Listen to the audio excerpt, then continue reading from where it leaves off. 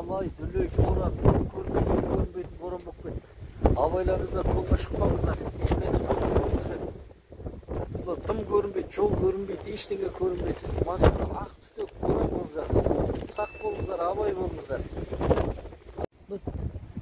Ақ түтек боранда мал жайлап жүрміз, жылқыға шөп салып жатырмыз. Жылқылардың жағдайы осындай болып жатыр. Масқара мына. Даладағы жылқылар не болып жатыр десеңіздерші. Жайдымдағы даладағы жүрген, тебінде жүрген жылқылар не болып жатыр мынандай. Масқарада. Мынаны қараңыздар, тым көрінбейді. Айнала деген тура сырт жақ тым көрінбейді. Қорында тұрған жылқылар, далада жылқылар не болып жатыр. Тым көрінбейді бұл жақ. Осындай болып жатыр. Арқаның ақ түтек бораны қайдадан өзінің кейпіне енді. Осындай болып жатырмыз.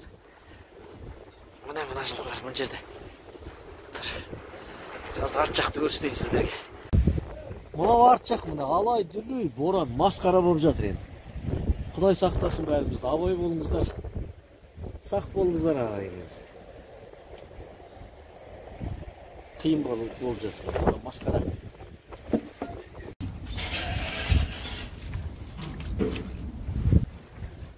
Қарабие.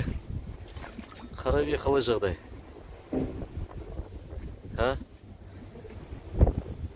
Алай дүлей не болып кетті мына? Дала не болып кетті?